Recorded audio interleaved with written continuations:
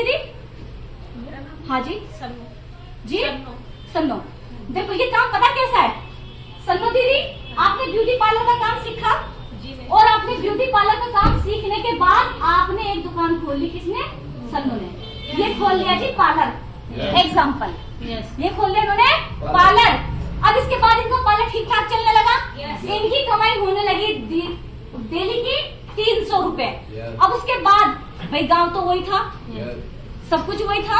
अब उसके बाद इन्होंने काम करते हुए देखा, अब इनके या तो मोहल्ले पड़ोस वालों ने या फिर इनकी दुरानी जिठानी वालों ने उसने भी पार्लर खोल लिया। अब मान लीजिए उनके बराबर में थी हमारी आरती।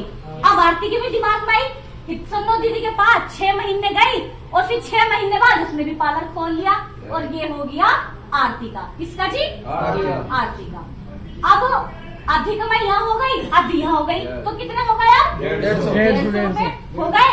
अब इसके बाद एक के दिमाग में हो रही कि जी जब हमारे गांव में पार्लर खुले ला मैं भी सीख लूं, मैं भी कर लूं। ठीक है जी। अब इन्होंने ऐसी हमारी रुखसार दीदी है, अब इन्होंने भी पार्लर का काम सीखा और इन्होंने भी पार्लर खोल लिया। किन्होंने जी? रुखसार ने। अब कमाई कितनी हो गई? जब 300 रुपए 3 जगह बढ़ गई तो कमाई कितनी रह गई? 100 यहाँ, 100 यहाँ और 100 यहाँ। अब होता क्या है, जब 3 पार्लर एक ही गांव में खुलेंगे तो काम पे फर्क पड़ेगा नहीं पड़ेगा? क्योंकि कुछ इसके पास जाएंगे, कुछ इसके पास, कुछ इसके पास। यस और नो? अब उसके बाद होता क्या है, अब सन्नो दीदी सुबह उठी और उसके बाद में पूजा पाठ करा।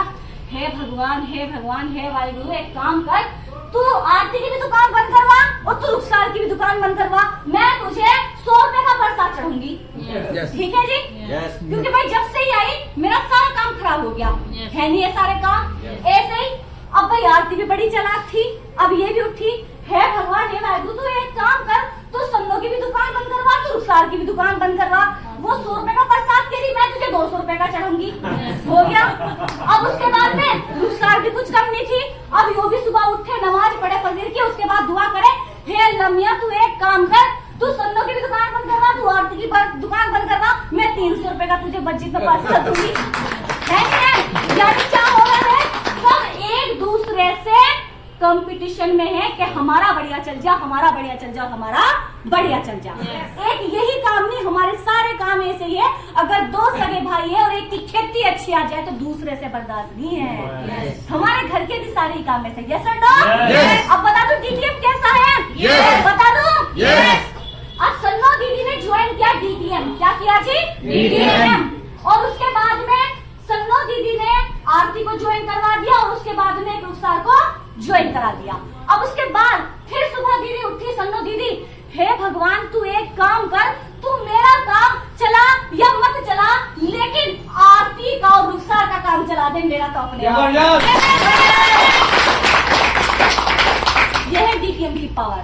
सिर्फ एक डीटीएम ही ऐसा बिजनेस है जिसमें हम दुआएं करते हैं कि है ऊपर वाले हमारी टीम का काम चला दे। अगर टीम कामयाब हो गई तो सीनियर तो अपने आप कामयाब हो गए। ठीक है जी?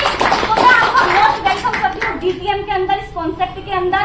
और बिजनेस को सीख के करना, समझ के करना, आप इसमें कभी मार नहीं खाएंगे। अगर आपने इस काम को सीख के नहीं किया, अगर आप पैसा लगा के ऐसे ही छोड़ गए तो कोई आपको कमा के नहीं देने वाला।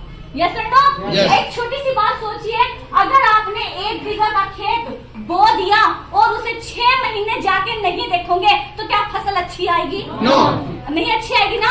अगर ऐसे आपने सिर्फ 62 रुपए लगा के छोड़ दिए और आपने वर्क नहीं किया तो क्या यहाँ से इनकम आएगी? नहीं आएगी ना।